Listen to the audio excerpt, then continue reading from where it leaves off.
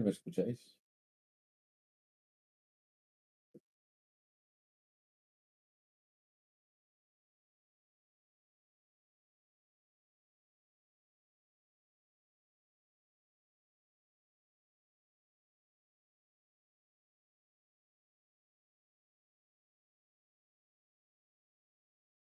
No tengo ni idea.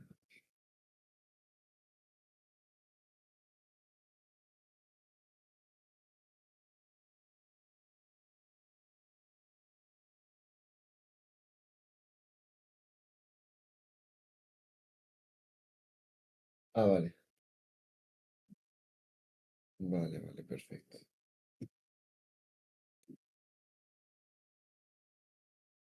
Es la primera vez que he utilizado Discord de esta manera, entonces eh, no tengo ni idea de si le estoy dando bien o no.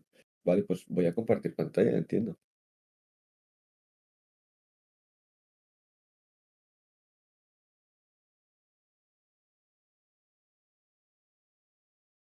Vale.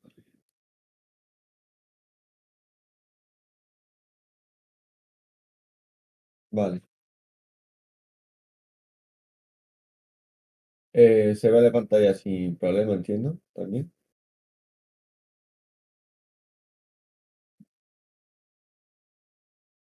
Y voy a poner la cámara.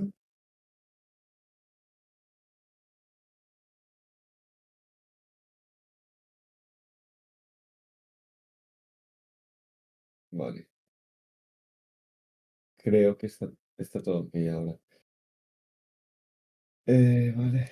Pues vamos a empezar un poco con introduciendo directamente un poco el concepto de la charla, porque está dentro de este ciclo de charlas. Ah, ok, vale. Okay, I didn't know this was in English, so sorry. I will start by introducing the matter of this presentation, which is mainly about the mechanics of idle games and how it's related to the concept of liminality. Um, because in idle games we will find a common ground between just watching your game and the decisions you take in your game and actually playing. It's there is a big spectrum on what is an idle game, especially if we go back in time in the 80s and 90s. We will see that it was much more clear than it is today because it was much more separated. Like the experimentation with idle mechanics were so much extreme. Like it's either almost no play at all, and today is a different mix. We will explore this evolution. So idle games. What are idle games? Why they are getting popular? And which are the games that better represent this genre in video games in the past and in the present?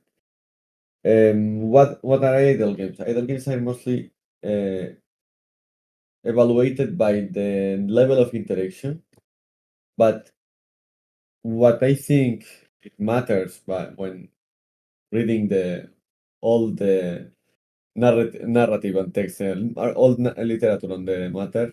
What matters is not only the level of interactivity, but the type of interactivity you have in that game. Why are they popular? Right now, if you go to the Apple Store, the 20 first apps you can, video games you can find, most of them have idle mechanics or are mostly idle games. Like, not absolutely idle games, but they are introducing idle mechanics. I will develop why. What is the difference between idle games and idle mechanics? And right now, when we think in the past, what is an idle game, we will probably think of Cookie Clicker or Capitalist Adventure, which were clearly idle games. You just sit and see how you get more numbers and maybe purchase some buildings or whatever. But it's very clear it's an idle game. Right now, it's much more difficult to identify. Like obviously, these clickers are still an idle game, but what is interesting today is mostly the games that are introducing idle mechanics or are mostly revolving around idle mechanics. For example, we could speak about Loop Hero. Loop Hero may look like an active game, but in essence, if you study the way it's conceptualized the game, you will see the same pillars that make a game an idle game.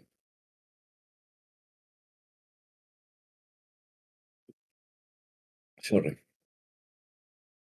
Next, we will see what are idle mechanics.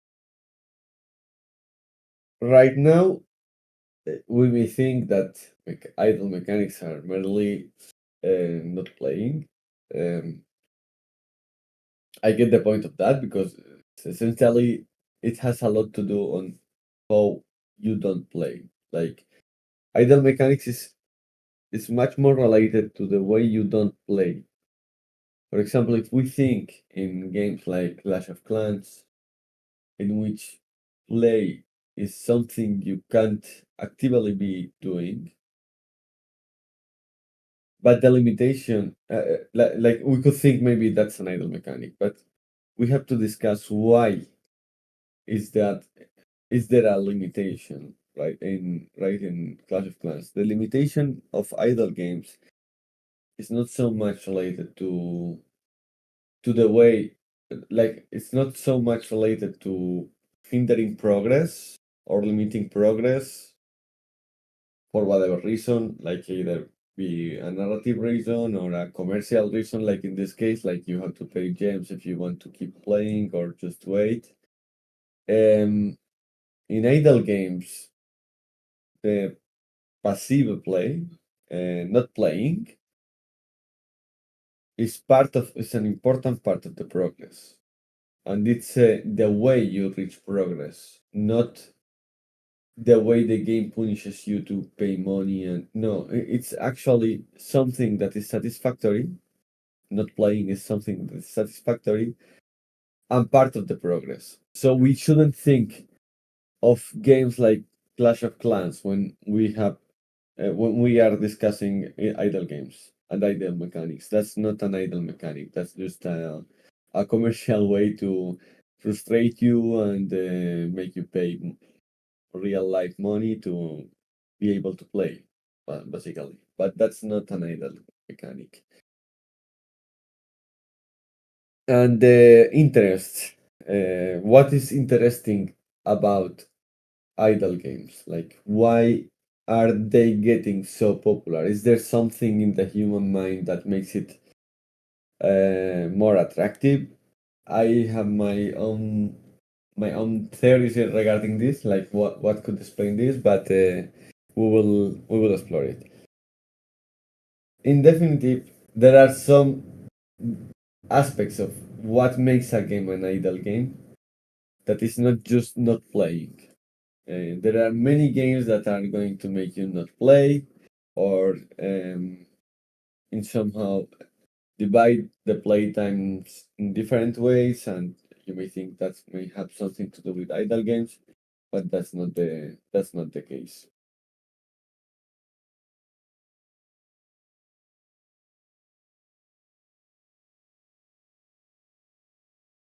So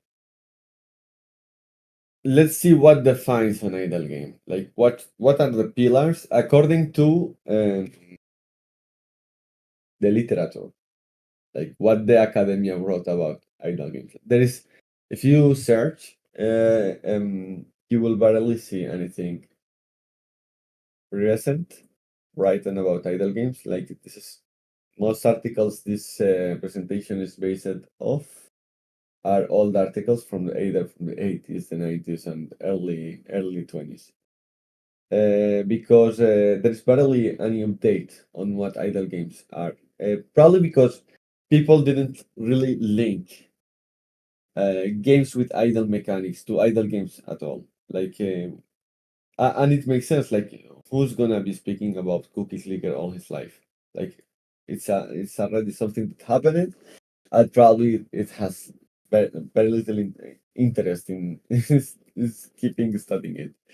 But if we forget about cookie clicker and start thinking about games like Vampire Survivors, right, or Loop Hero, or TFT, Hearthstone Battlegrounds, um, we are starting to say, okay, actually, these games you don't play, you just take some choices and see how the action evolves. Give me 1 second because I will go for a for a cup of water. I'm really thirsty. Give me 1 second.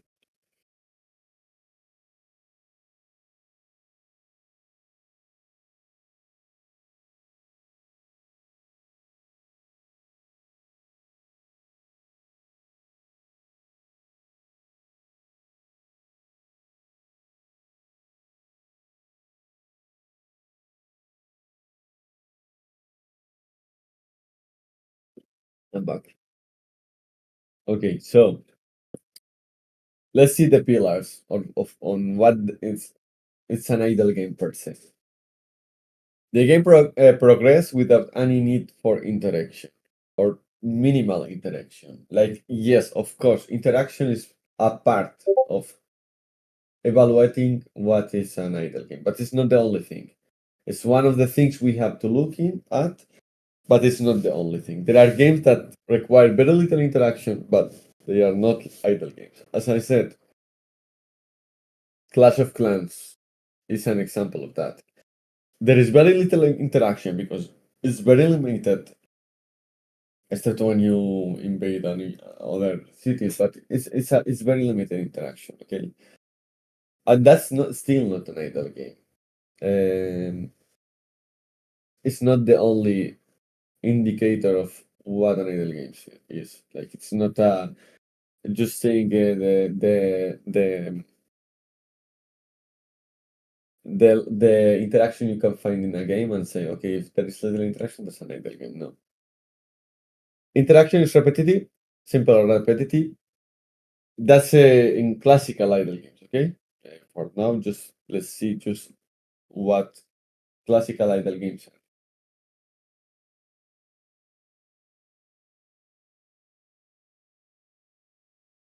There is an automatization of the like this one is very important. Like, probably one of the most significant uh, parts of what are idle mechanics. Okay, and especially if we want to understand the process that we find in games like Vampire Survivors.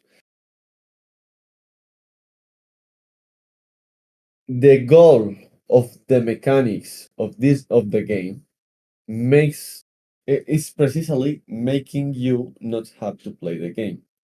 Like, the minimal interaction there is will at some point make you play less because it's more automatized. Let's think. I don't know if you heard of a game called Graveyard Keeper. Graveyard Keeper is a game in which it's similar to Stardew Valley. It was released by Lazy Bear, a Russian publisher. The developer was Russian as well, if I recall correctly. And the game, you had to take care of a monastery or church, and you had to take the corpses of the people that came to your house and dig a hole and bury them in the earth. And that was the game about. You could create zombies instead of bury those corpses. You could create zombies that could work for you.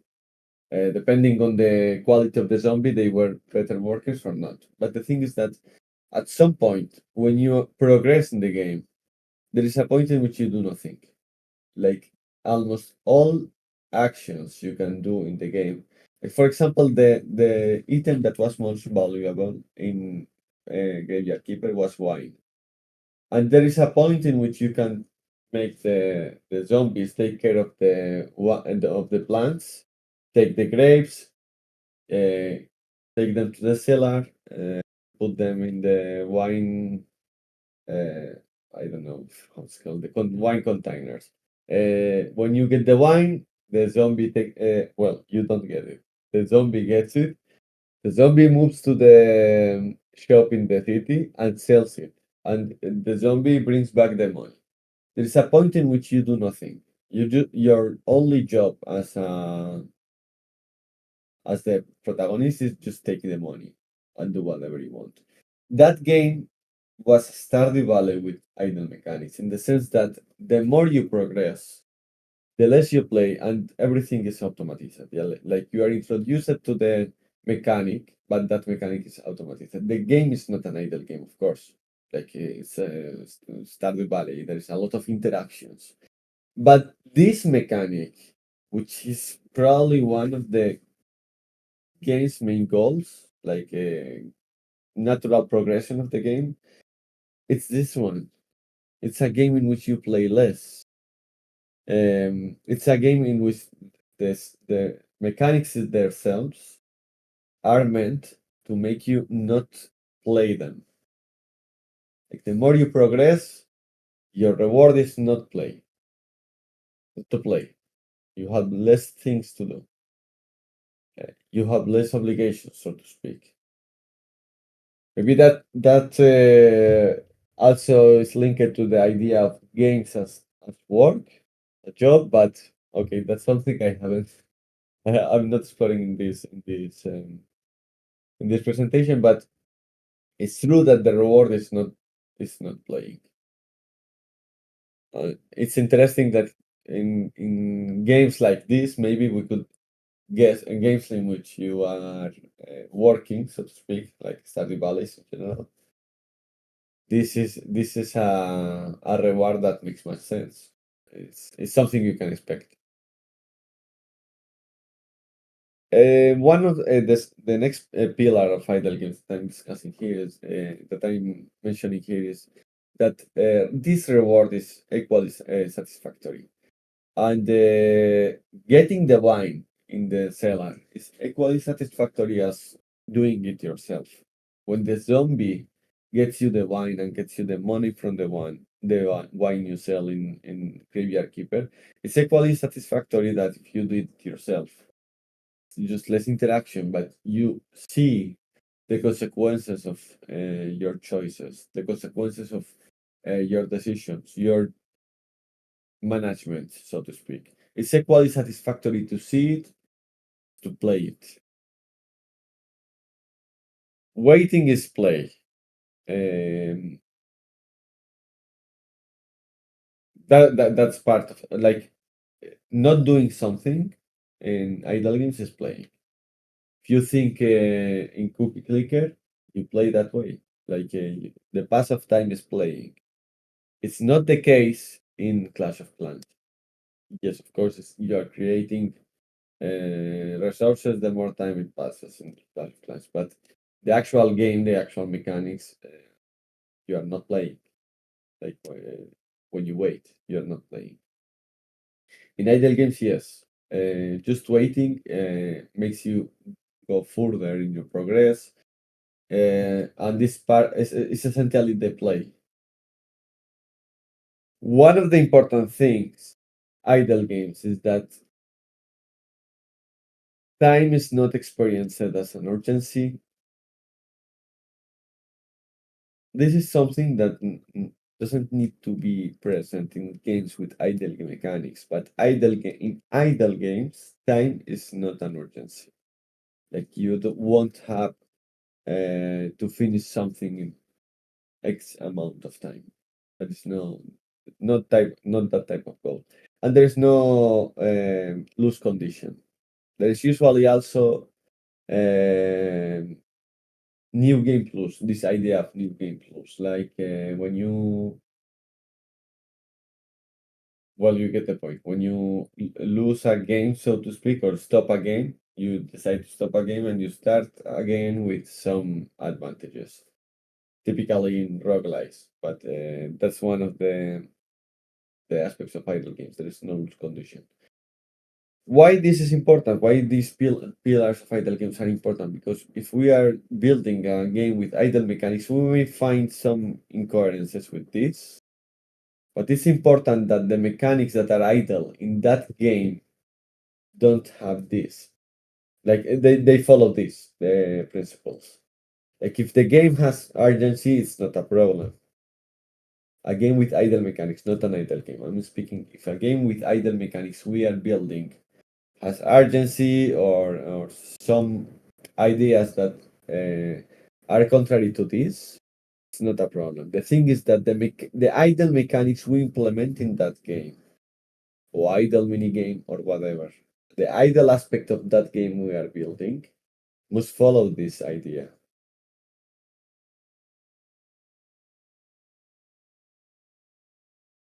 I don't know if there is any question or if I'm supposed to answer any question, but if there is, I don't know how that would also happen, like where I should see it, but okay.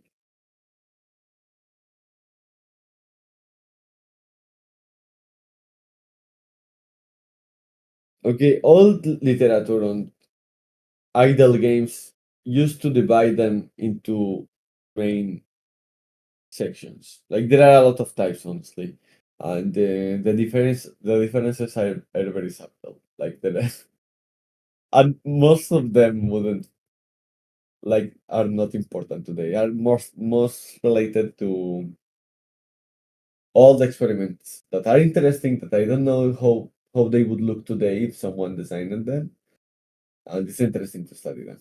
Let's speak about that. Um,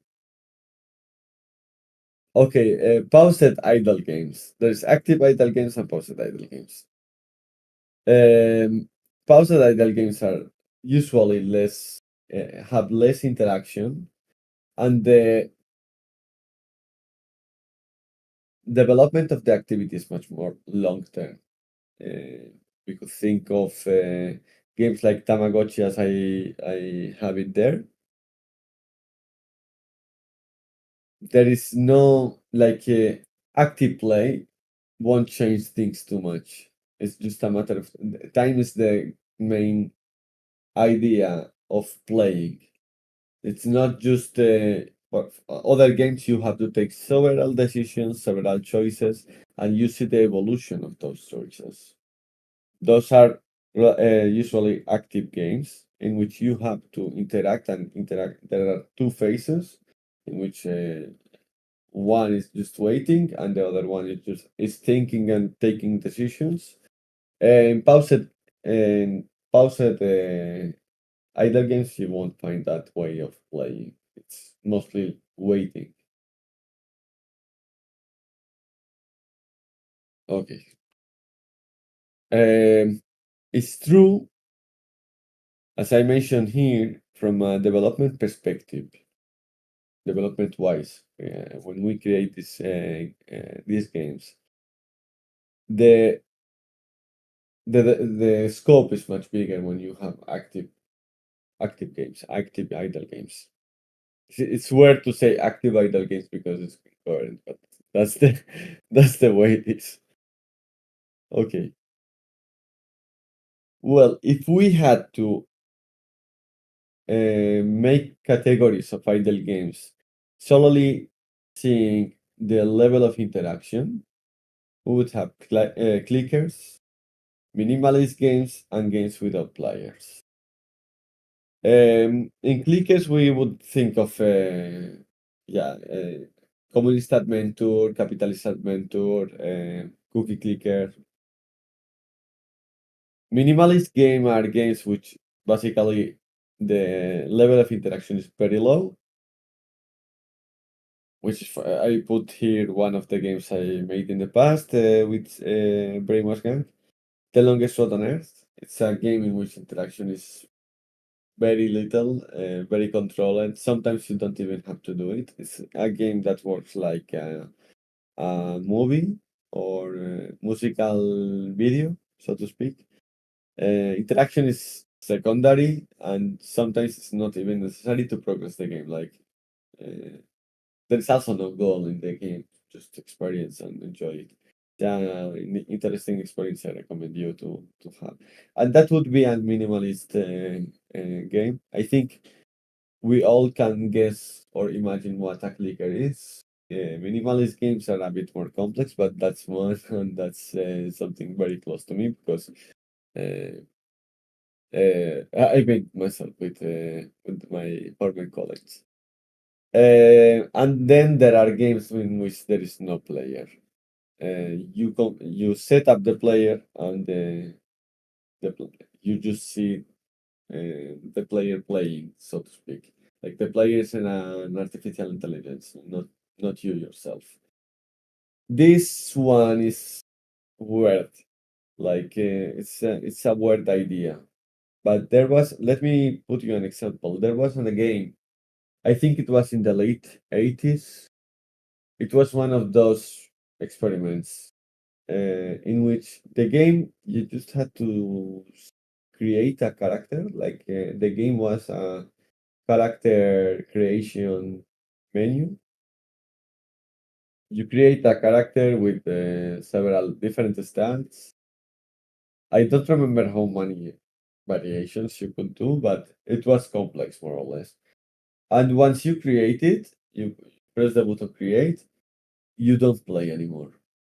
You just see the character playing in a fantasy RPG world, and depending on the stats you gave your character, you will reach a point or not, but you are not playing.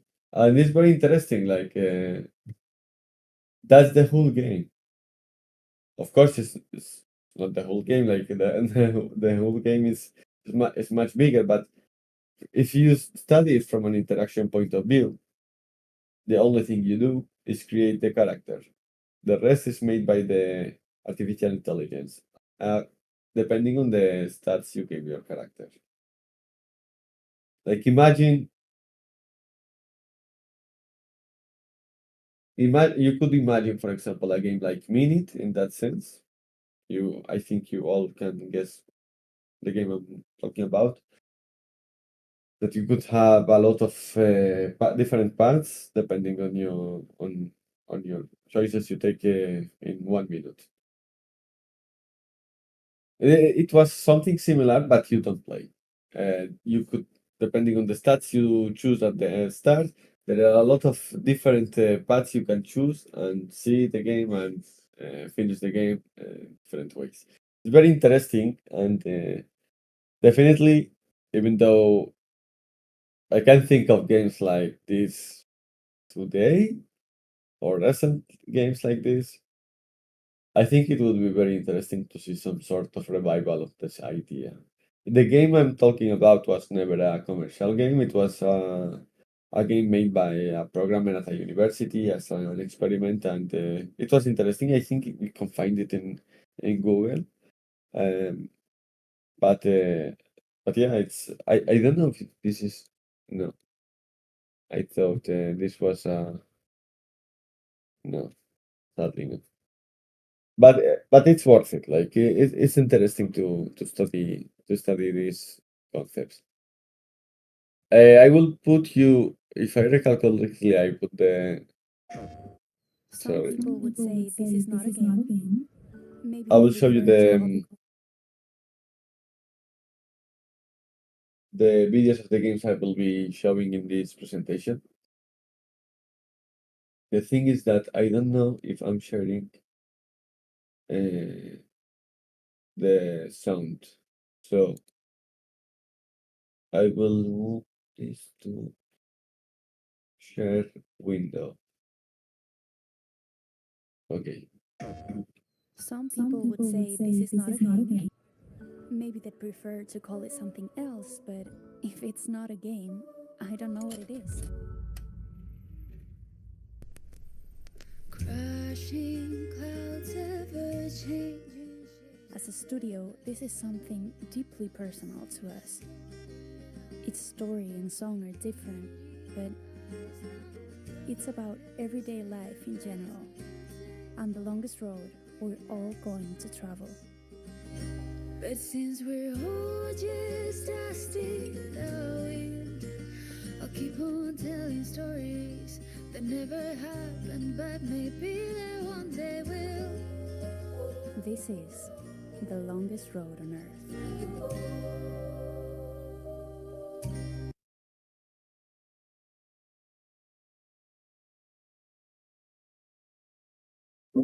Okay, I will continue. Um, it was the trailer of the game, just seeing, getting an idea of what I was trying to talk about when speaking about minimalist game. So, okay, that's a question which is there is a question which is it really necessary the action? One of the main narrative directors of the industry in general that was behind Star Wars. One of the questions that she made is if you can skip cinematics and narrative dialogues in video games, why can't you skip the battle stance or stance with battle interaction? Like, why can we skip what this guy is telling us? This wall of text, and we can't skip battle. Like there is a differentiation there. Why can't we do that? Why can't we skip action? Why can't we skip the parts of interactivity? And this is a really nice question if you think about it. Like it's obvious why we want to be able to skip narrative because people sometimes don't care, and it's okay. They are just having fun. Maybe we could think the same regarding action. Maybe action is not fun. Maybe you just don't care. You just want to see the game evolve. And that's one of the most beautiful ideas that idle games introduce. You can skip battles. It's ridiculous, but giving the choice to skip action is not something we do usually when we design a game. And idle games do in that way. Obviously, they do it in a more subtle way, like not press A to skip this boss battle. It's not that way, but you get the point. And many games are more and more introducing these concepts.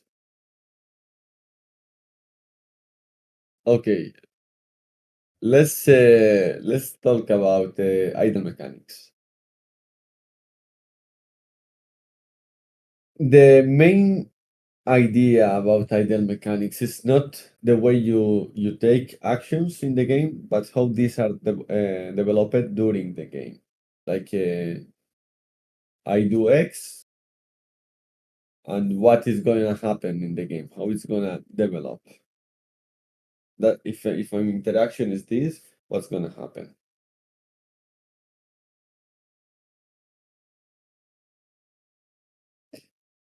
It's as I said here, there is a forced obligation on the character not to play. It's part of the game.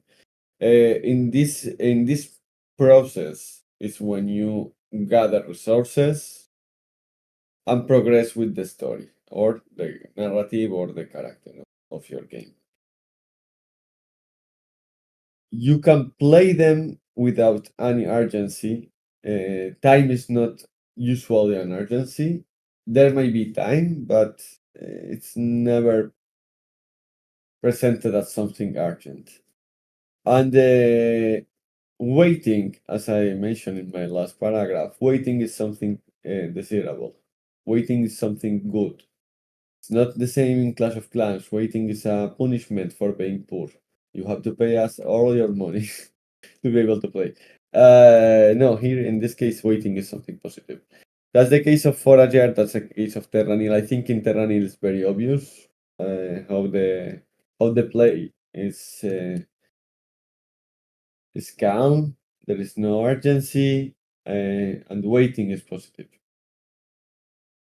I think you all know these games. Terranil is probably something you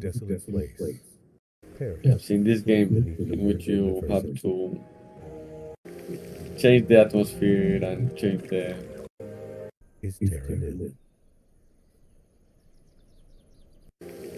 If you haven't played, I recommend it to you. Wow, sorry.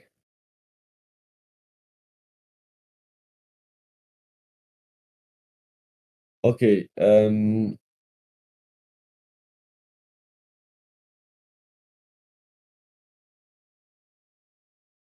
main interest in idle games.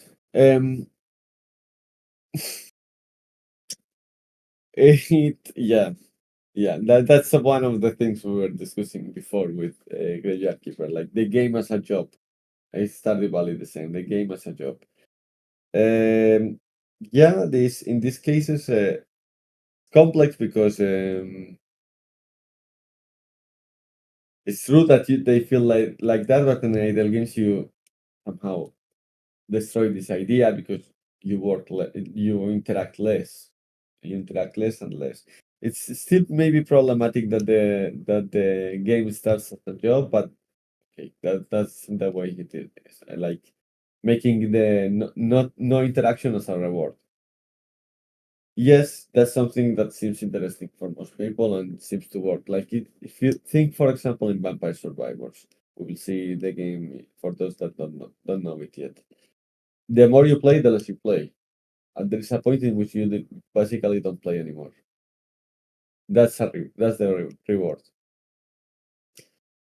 You are expected to do less as the game advances. If you are doing good, the idea is that you do nothing. If you are not doing it good, you will probably need to interact. In a good idle game or a good idle mechanic, the better you are, the less you play. It's like you just sit and see the consequences of your right decisions. It's interesting. Like I made the system, and the system works. I will just enjoy watching how it works. One of the aspects of idle games is that they don't ask for long-term sessions, and sorry, long sessions of play. Uh, Usually, you can pause the game, can play whenever you want. You can play in short sessions. That's something you can see in Loop Hero. Look here, you can stop it whenever you want. There is a pause button, and you can stop. You can think. You can do whatever you want. You can close the game, return later. There is no problem. There is no urgency. They are interesting also because they usually fill uh,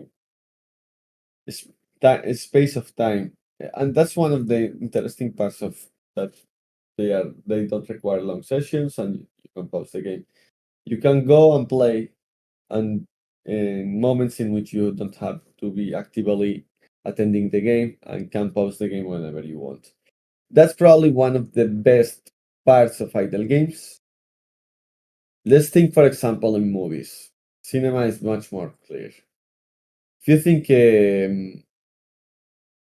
you all probably notice that some people enjoy like thoughtful movies in which you have to think, crime movies, mystery movies, and there are people that enjoy blockbusters. And this is precisely are the majority of people. In blockbusters, it's very interesting because usually, and I am saying usually, I don't want to get in this debate, but usually the amount of attention required in blockbusters is lower. So it serves a purpose in which you just want entertainment. You don't want to dedicate a lot of time thinking in the movie you are watching or attending the small details. You can put your mind in standby and enjoy it and have a fun time, and that's it. And you saw the movie and you won't remember much of it, but you enjoyed it. In video games, this is something similar. Like games with idle mechanics are usually looking for that type of action. You will play less. The reward is playing less. The game mechanic doesn't require you long sessions. You can pause whenever you want. So, from a design perspective, it's giving the player some freedom, some facilities to play this game. You don't have to be you don't have to be good playing this game. Like it's only here. You don't have to have skills playing this game, nor urgency. It makes your life easier. It's easier for the mind, and the reward is precisely play less. So it helps you somehow just be able to enjoy the game equally as if you were playing it, but without playing it. So you do an effort to make the right choices and enjoy the consequences of your action. You don't have to worry anymore.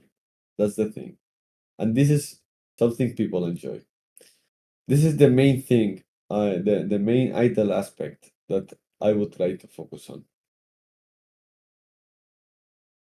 Rather than there is a game I put here, it's the same as a cookie clicker. You get points and you build a city, a kingdom. I think we can.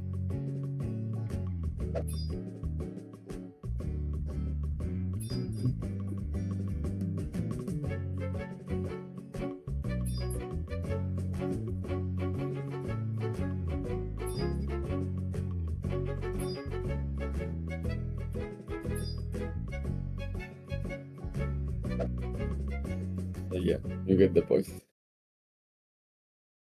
Uh, Vampire Survivors. This one's important. I think most of you know this one.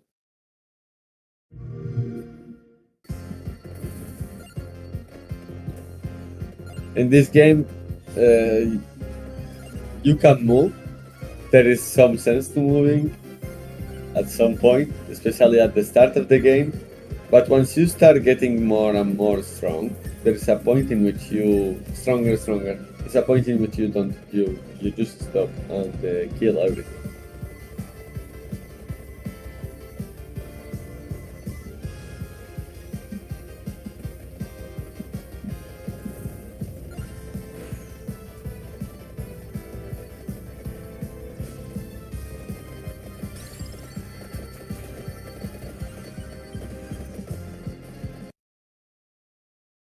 And Loop Hero, this one is especially famous. Probably know this one. This one is basically a roguelike made idle game. Like a roguelike with idle. It feels a whole new genre by itself. But if you think about it, what what this game is making is removing the interaction from you and leaving the interaction merely to setting the equip of the character. The only thing you do here is building the character equipment and the building the world.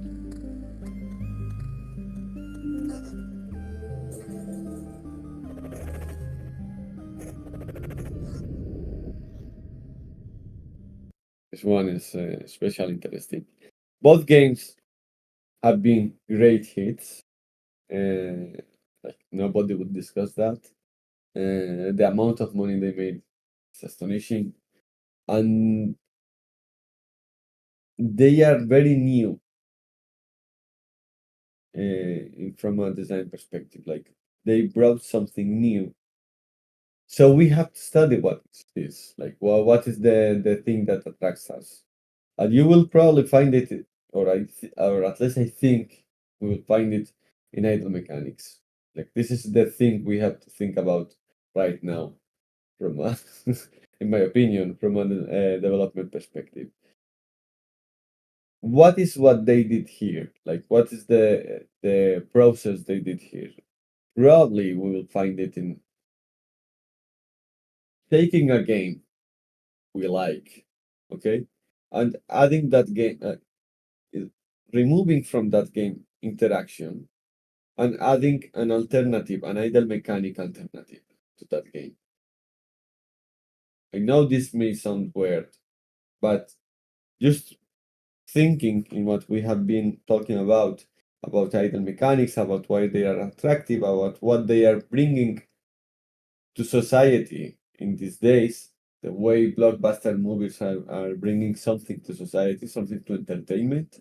Idle games have something to give. The reward of not playing.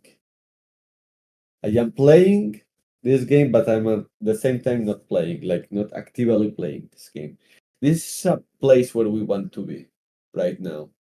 This is a place where, like, if we see the numbers, it seems evident. Like this is something players are looking for. This is something that was not common in the past, but it's getting more and more common today. If we think about League of Legends TFT, Teamfight Tactics, or Hearthstone Battlegrounds. These are games with idle mechanics. These are games in which you take decisions and then you see the game evolve. The decisions evolve, the decisions developing.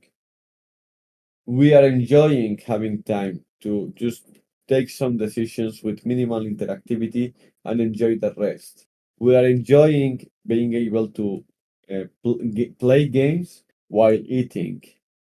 This is something that gets more and more common lately. We are enjoying playing games with a cigarette in one hand, like minimal interaction, easy interaction, but complex development of the game, which is the case of team fight tactics, which is the case of Vampire Survivors, of Loop Hero. They are not simple games, even though they have very little interaction, and the more you play, the less interaction you have to do. There is a point actually, for example, in Loop Hero that with the Necromancer, if you have the opportunity to make some choices in the roguelike part of the game in which you have to choose some skills, there is a point in which you are invincible because it evolves individually. Like it will never lose.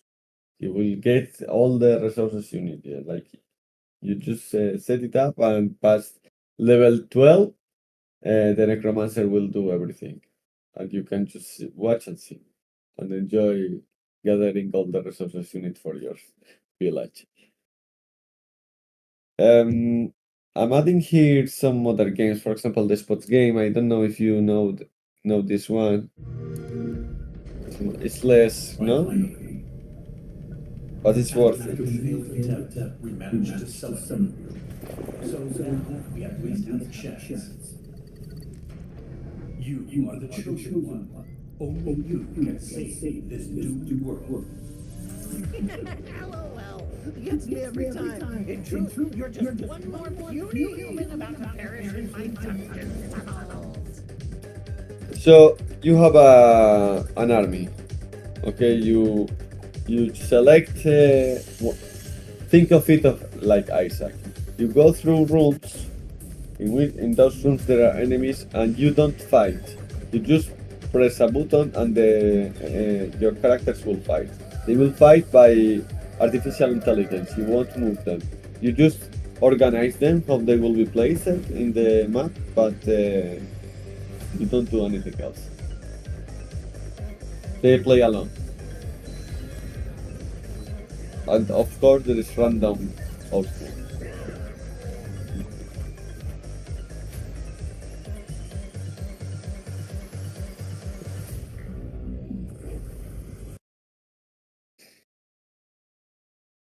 Um, I won't put Teamfight Tactics and Hearthstone Battlegrounds because I think most of you probably know them.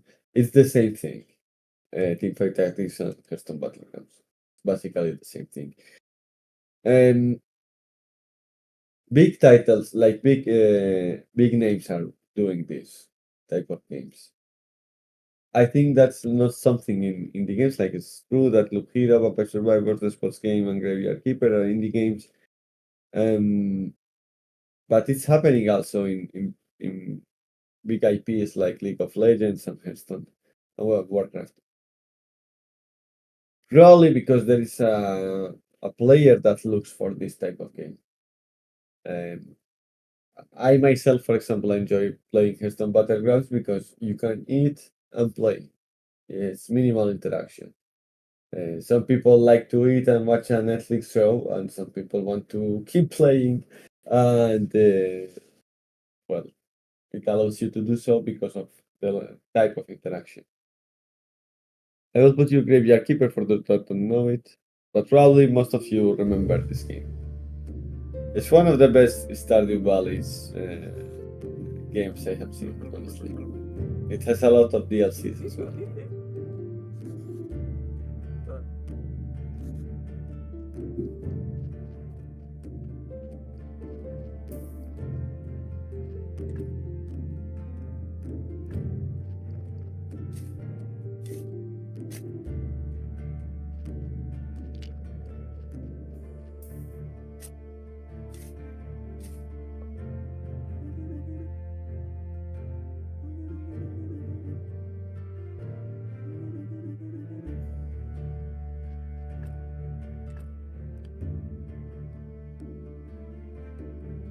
Pretty relaxing because you can build a lot of areas and has a lot of details and don't know, it's fun. If you like the aesthetics of medieval and that stuff, you will enjoy it.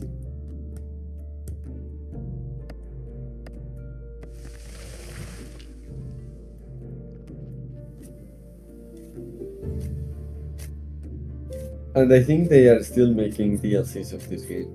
It was a great success. I know that most Stardew Valleys are automatized, but this one was crazy in the way it did. Like you could automatize everything, like not just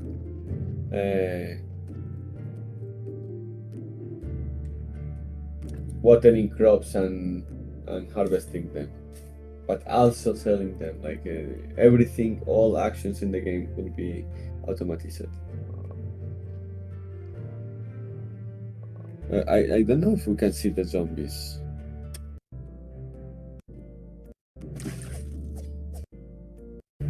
Well, no zombies. No zombies for us.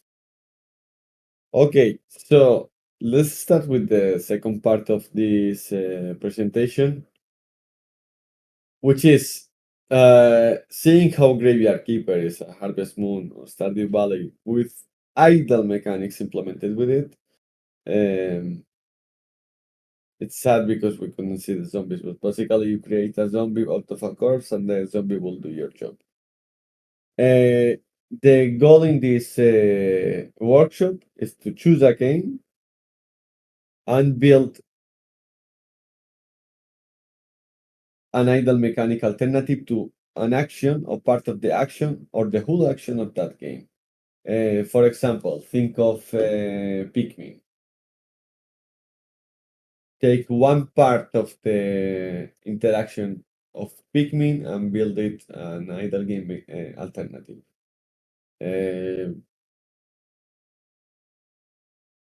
Let me think of more examples, okay?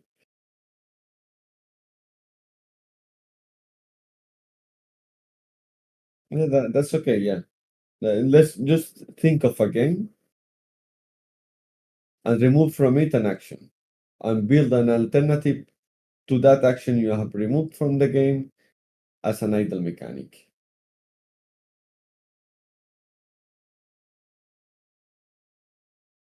It's important what I mentioned here, like the goal is not to make an idle game, but to make an idle mechanic implemented in a game. To design an idle mechanic to substitute a part of the game. What would I recommend you? I would like to help your thought process. I would recommend you to think in one of the aspects I mentioned in this presentation. Like, think of a game you like, but you can't play when you are eating. Think of that. Like, think of a game you enjoy watching and playing, but you can't. Just imagine some spaghettis in front of you or pizza and the game you want to play. and you can play it until you finish. Redesign it to allow you to play it while eating. That's the goal of the workshop. I hope this example helps you with imagining how it should be done.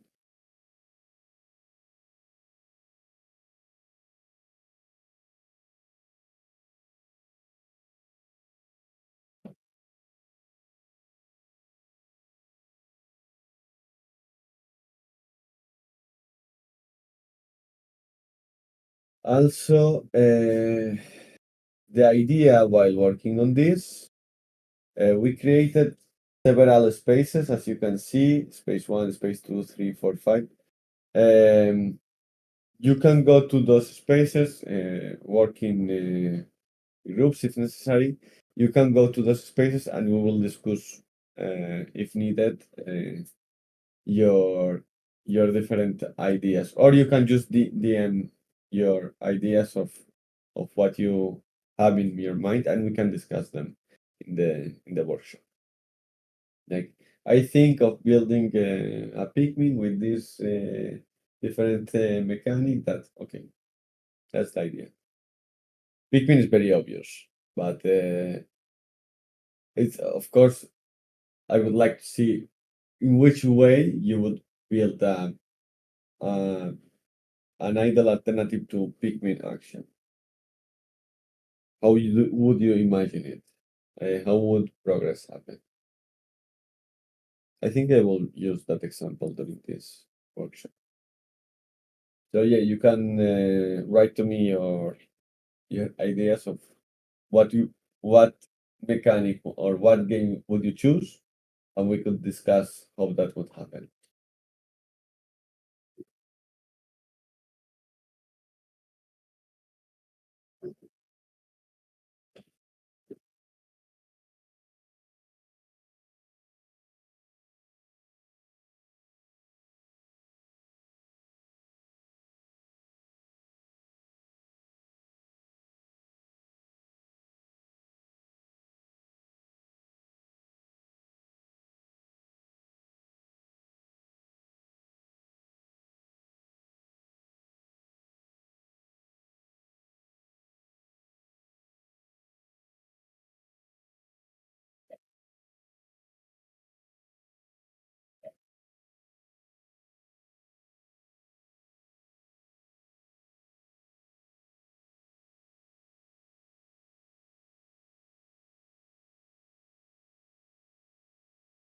One of the questions I have is this is um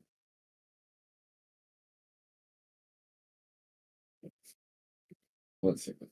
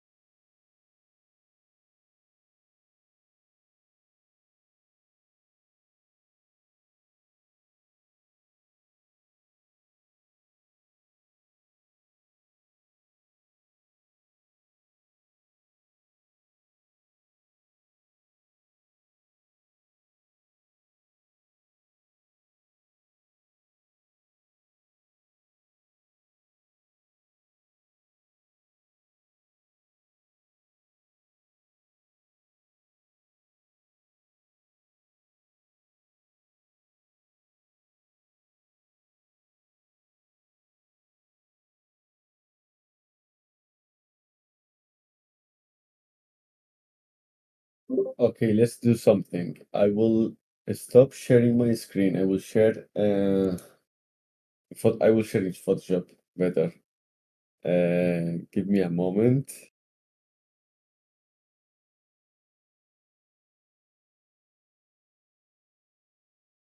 No, no, no.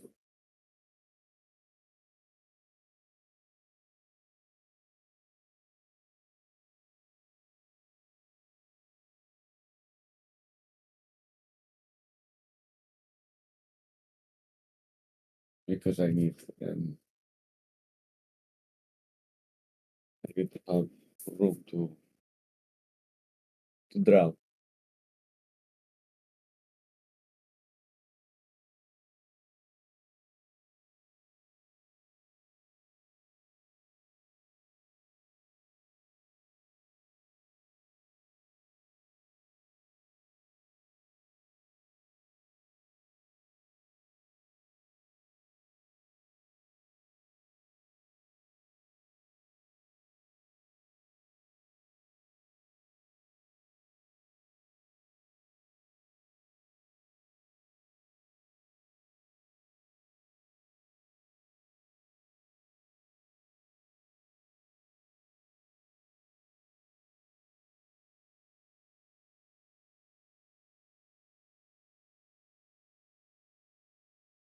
Okay.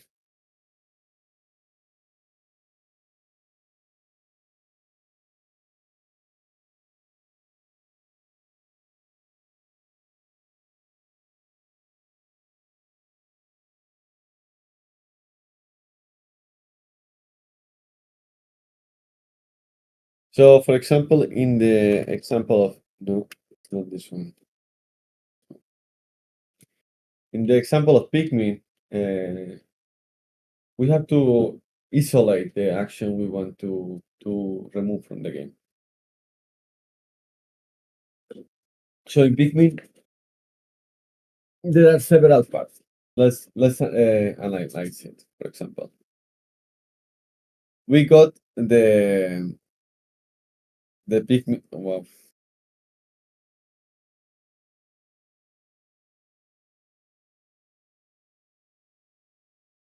the Pikmin management, the types of Pikmin. I don't remember the types of Pikmins.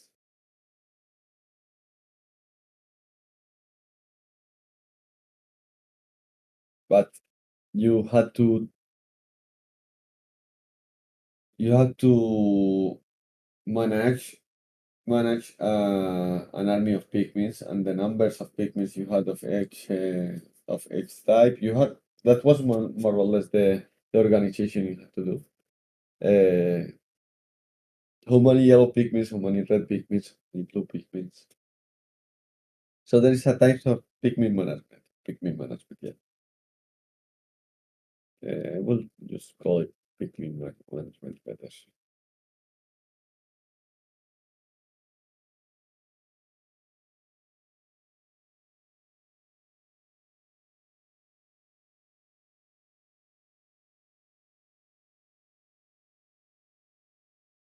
Then there is an action part, which is when you send Pikmins to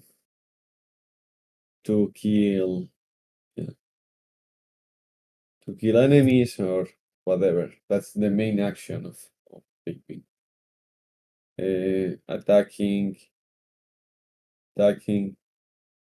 and gathering resources.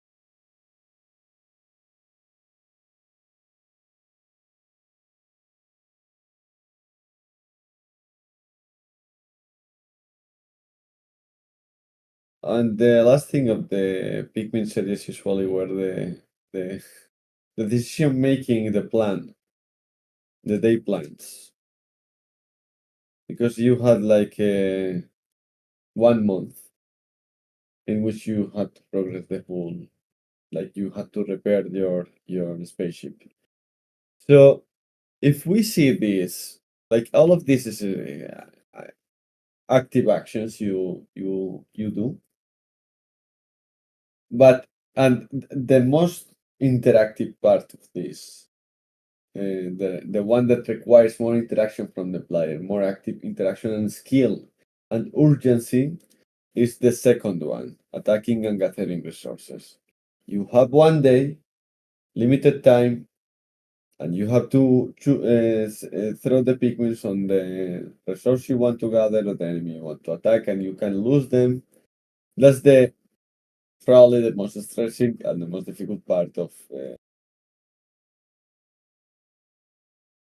this game, the most skillful part of this game. The rest is choices you take. So this one and this one are easily implemented in an idle a game with idle mechanics. This one is much more complex, but can be idlified. Like you can change the way Pikmin is played by idlifying this part of the game, like attacking and gathering resources. Like if during the morning, the loop of Pikmin starts by choosing the Pikmin army you want to make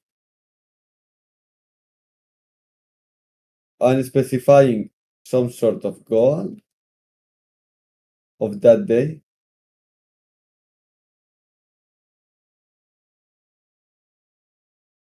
And make the Pikmins have an artificial intelligence doing the job.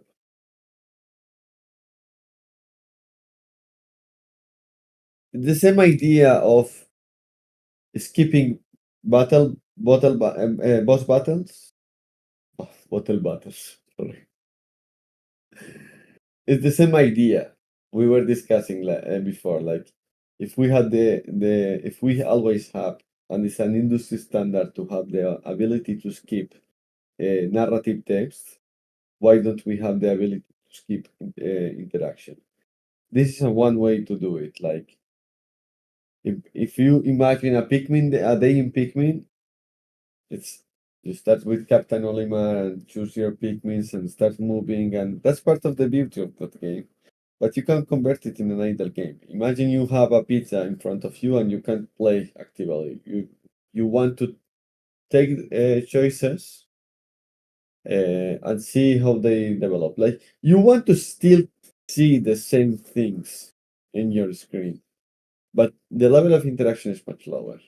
Like there is no problem if you just say, okay, I want this Pikmin army, and I want them to pick this big coin from this corner of the map. Okay, and let an artificial intelligence do it.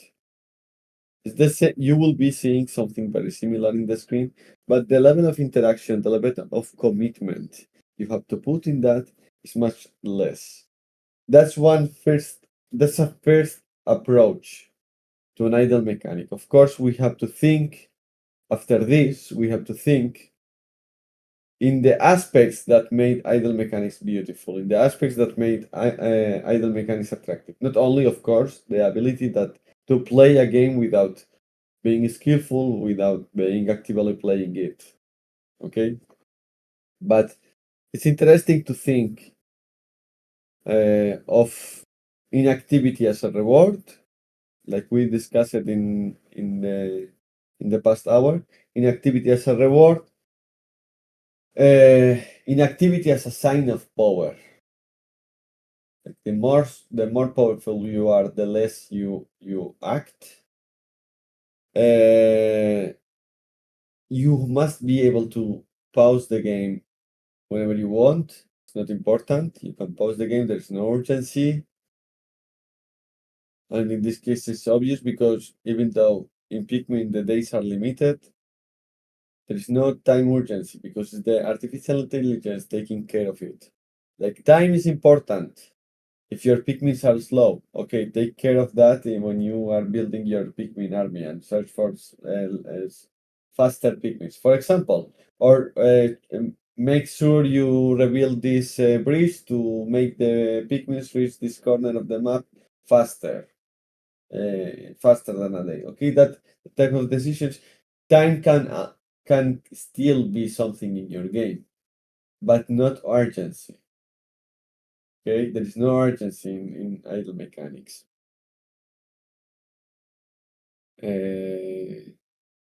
What else?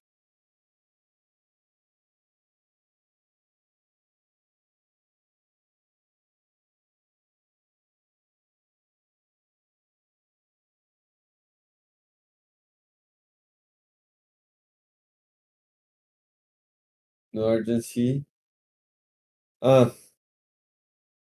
No lose condition. There is no lose condition in idle games, and usually you have also the new game plus idea. Well, that's in idle games and idle mechanics. Won't finish.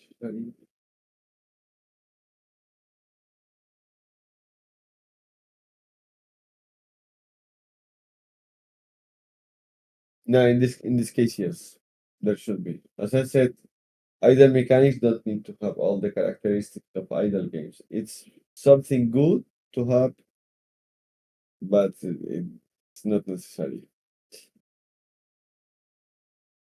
One of the things that are also part of idle games is that waiting is a benefit. In this case, it's not happening. Waiting is just part of the game. Like you are not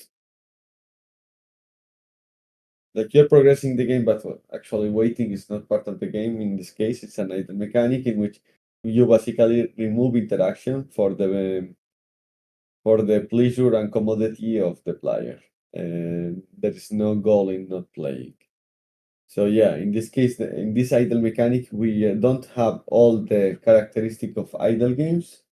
But as I said, idle games with idle mechanics are not idle games, are games with idle mechanics, and those idle mechanics can have one characteristic of idle games, another characteristic of idle games. Usually, it's a mix. And idle gaming is a spectrum, so to speak. Like you can include more idle mechanics, you can move towards a more idle game, or not. You can make idle mechanics something very secondary in your game, and that's okay as well. I recommend you, if you enjoy thinking new ideas or explore new ideas in game jams, I recommend you to do this exercise. Think of games you like. How can you remove interaction for them? And what game will appear from that? And be creative in the way you remove actions. Like for example, in Loop Hero, they remove all the interactions you can find in a roguelike, except setting the equipment, and they also changed the way you choose, the way you move, or the map you choose by allowing you to be able to create a map. Well, you can get creative in that way, but start simple. Like start by thinking in games you enjoy, in games you like, and think of an alternative with idle mechanics. And that way you will be able to build new ideas, explore new ways of playing that game or that genre, and maybe you can come across an idea that was not explored before, and it's worth it to give it a try in a game jam, for example. And that would be it.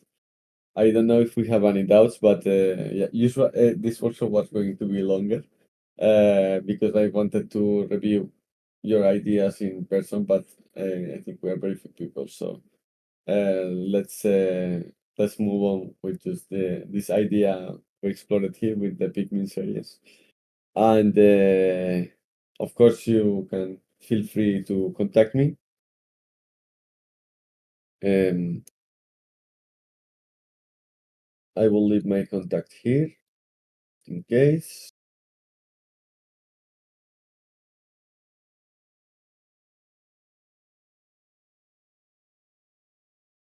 If you want to speak about the idle games or whatever you want.